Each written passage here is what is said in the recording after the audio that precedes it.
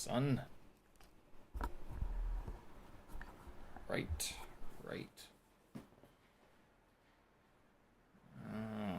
Where are you? There. I think that's good. Should be anyway.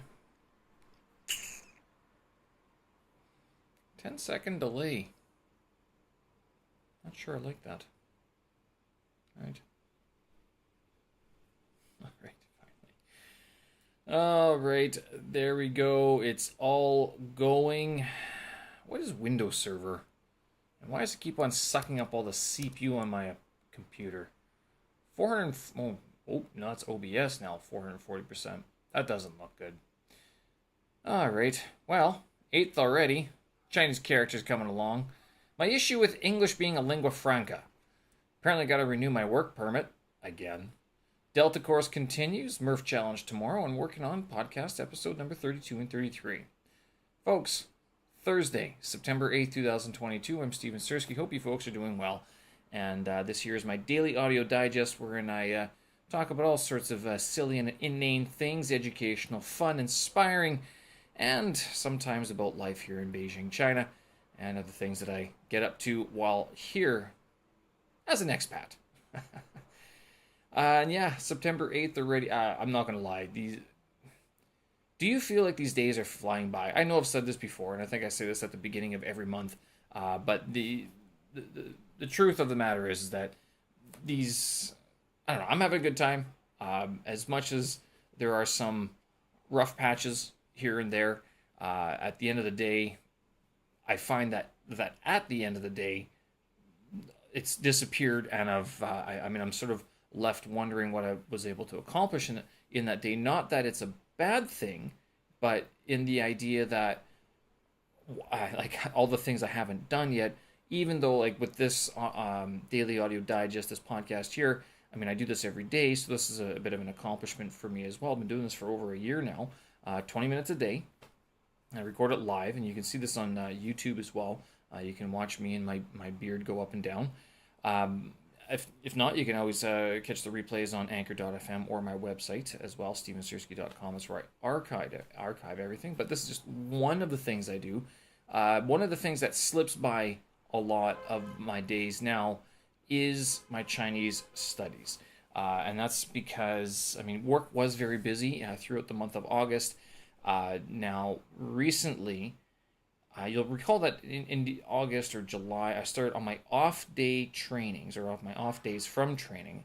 I would go for bicycle rides, like an hour long. Well, I've stopped doing that because instead I now go for an extended walk in the morning, during which I look at my Chinese characters. And it's because I failed my HSK 5 test back in July, and I know I'm referring back to that again.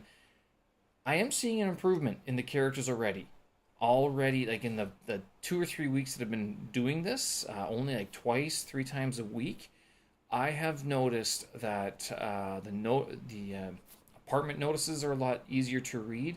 Some of the news articles are a lot easier to read. Some of the, not just the magazine articles that I picked up last weekend, but some of the online like stock market stuff that I follow as well, also a lot easier to read. So it must be working. The familiarity with the language is slowly developing. And I'm also doing this Delta course, which is a glorified English teacher diploma, basically, in which we learn a lot about the theories and the different methodologies of learning and teaching English, or second languages in general, but specifically English. And it's interesting that to read about this stuff, because a lot of the stuff that they talk about, I mean, is applicable to any second language learning, which for me is Mandarin Chinese. Specifically, like, how long will it take me to develop a familiarity with the language? So there's a difference between language acquisition and, what is it, language... Oh, they use another one. I just had that window open. Anyway, there's a couple of definitions. Basically, being fluent and acquiring a language, or learning a language and acquiring a language. I guess it's language learning and language acquisition. The big difference being that you you gain a familiarity with a language over time, and that sort of dictates what it's going to be. Whether or not I gotta just check this, see if yeah, is it the behavioralist? I'm looking through my notes now in the Delta program because I want to make sure I get this right. Anyway, no, I'm not going to be able to find it when I need it. I know this. The idea being that when you acquire a language, it's often related to secondary language learning, and so you can learn a language and you can acquire a language. Acquiring a language means that you have a familiarity that's developed over time, that you know that when you hear something, you're like, that's not quite right, but you might not be able to explain it. When you learn a language, though, on the other hand, this is something where you're like, that's not right, and I know why, because, of this rule and that rule and this construction sort of thing. So gaining this in Mandarin Chinese has been a massive test, a massive feat, basically, to slowly gain that ability to not just recognize characters, know the tone and how to say them, but then also when you're speaking to let it roll off your tongue that in this situation you use this sort of grammatical construction and these words, and then also being able to hear something or write something on my own that I'm going, that doesn't sound right, but I don't know how to I don't know what it is, but let me paraphrase this way with something that sounds more natural, right? That being said, tomorrow I have signed up for a 30-minute conversational class with one of the teachers on italki. And I did say that I didn't want to buy any more classes. I haven't yet. So my plan is here to actually, because I have a few more credits left on italki, and I figured I would try out a few of these teachers and see if any of them would be willing to work through WeChat instead of Skype or the italki platform, which would make it easier for me to sort of submit payment and stuff like that. But this teacher, I think it's basically going to be, she offers two different types. One is like a strictly audio conversation class. There are no written notes, which is fine. As much as the written notes are fine, or are good to have, unless you're progressing quite a bit, it just becomes a lot of the same stuff over and over again. You're like, wow, I'm really not picking this up. This class is going to be an informal sort of chit-chat. It's going to, well, I guess it would depend more on what I'm trying to deal with or trying to achieve with this. And basically it's going to be practicing fluency, some pronunciation, specifically tonality. So I'm going to ask her for that. And then possibly some spoken grammar. Other than that, like I told her, actually, I'm not sure if she read the message I sent, because I filled out her little survey questionnaire and she never got back to me. So I just ended up booking a lesson anyway. But I'm not looking for a formal lesson. I'm more looking for just some guidance and then the ability to practice in a situation where I don't feel as if I should be checking everything that I'm saying. I want to be able to produce, and then I want to be able to learn some. I want someone to be checking my tones. I guess that's what it is, because I've received comments. I showed a friend last week, a Chinese friend, one of these videos that I made in Chinese. She's like, yeah, it's good. Some of the words I was using were incorrect. Like chang wu, I said routine for chang wu, but she's like, no, it's re qi, like your daily routine, or something like re qi, something along those lines. See, I can't even remember. So it was some vocabulary issues, but then she's like, I can understand what you're trying to say, but yeah, and I think she agreed that the tones are sort of off. So this is what I'm looking to fix or address in this conversational class. I've only signed up for one. I was going to sign up for 10, but then it would have required me to purchase more credits, and again, I'm trying to avoid that right now with the US dollar being so high. Now, when will the US dollar go down? Good question. If you talk to some people, they say it's going to crash and die, and it's all going to shit. But it hasn't happened yet, and gold still flounders around the bottom level. So I'll hold off on buying italki credits just yet. Right? My issue with English being a lingua franca. This actually kind of stems from my own ignorance. I'm not going to lie. I probably should have verified this before I even said anything, but I heavily associated the words lingua franca with the French language, and this is because in my Latin studies and my classic studies, I was of the understanding that when Latin sort of was cut off from the formalities of like the system, so like the French language is basically a cut off version of the Latin language, but it spans hundreds of years ago. As at some point during the French language history, they garnered quite a bit of intellectual and geographical influence and sway, and I just sort of assumed that it was their language that this was actually named after. It's incorrect. It's actually after the Franks, who were all over the place in Western Europe, including France. But as it was pointed out to me, that it's actually from Italy. This idea of a lingua franca refers back to the Pidgin Italian that was used a couple hundred years ago amongst the traders, like the merchants and the salespeople and stuff like that. And so it's sort of a rough version of the Italian language, a street, not even street, like we're talking street merchant style of speaking. So that's where the words lingua franca comes from. My argument is that English cannot be it because it doesn't derive. It does derive from these languages. I understand like that etymology. My point is that it should be changed. That it should not be a lingua franca. It should be a lingua angelica, lingua angelica, like basically an anglicized language.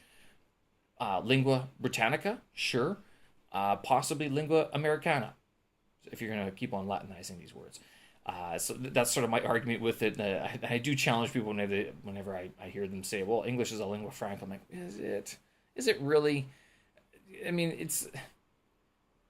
is English just for merchant? And like, I guess it's so ubiquitous that it is sort of the default language that for international trade and business and communication. So in that case, it does fit the bill quite a bit. So yeah, well, thanks for pointing that out. I appreciate it. Yeah, I should have double checked on the meaning of it. But just given the history of how Latin and French, specifically how French developed, and how Latin disseminated or broke into the Romance languages as we know them, including French, I kind of just assumed that lingua franca was referring to that. Tomorrow, apparently, I got to renew my work permit. Now, I thought I did this all back in August, or sorry, the other month, July. Got to do it again because now I have a new passport, and the work permit that they gave me is only good until November. Okay. Or the residence permit also had to be renewed. So all this has to be renewed again because my passport was renewed. And I'm now looking at my passport going, wait a minute. Did I get this right or did I get this wrong? And not that I'm going to show you my passport or anything, but it says that this thing was renewed in May. And I go, did I renew my passport in May? Was it that long ago that I did it? I guess I did. I mean, when did I submit this thing? Was that April that I went to the embassy and did all the paperwork? I'm looking at this going, I don't remember that. That is such a long time ago. I thought it was like supposed to be like a July expiry or something like that. But no, it's wrong. So I'm wrong on that too. I gotta go renew the work permit and everything and update the residence and everything. No, I have to go to the office tomorrow, pick up 2 documents. The girl who has the documents doesn't come in until 10 a.m. or so. I then have to book an appointment at the PSB online, which then I have to email that appointment booking to them so that they can print it out and stamp it. Don't know why. So, can I do... This is my question. I guess I should have booked the appointment for tomorrow afternoon, so I could have picked up the documents in the morning and then gone there. But keep in mind, does the PSB close during lunch? I can't remember. The PSB is the Public Security Bureau. It's where we foreigners, anyone who's done working and living in China as a non-resident, as a non-national, has to go there and pick up all their paperwork for Beijing, for the city of Beijing. So this is where a lot of people hang out, and it's right by Yonghugong Temple, so the Lama Temple. So it's not a bad area. It's not hard to get to. It takes 35 minutes on bike, so it's a nice little decent ride, and the weather's still good.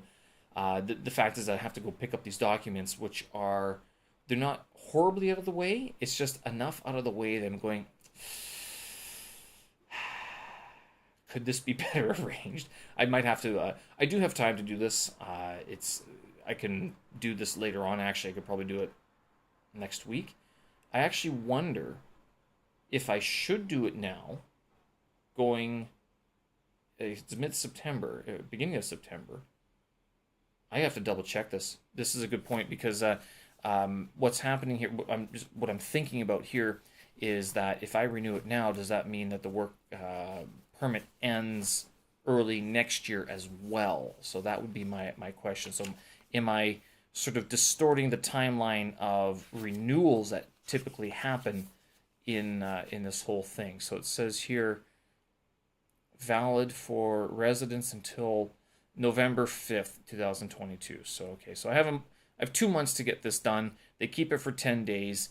All right, so it's not a major rush. I don't have to get it done tomorrow if it doesn't happen. But at the same time, the office has notified me that it should be done. So when that happens, usually they like you to do things pretty quickly.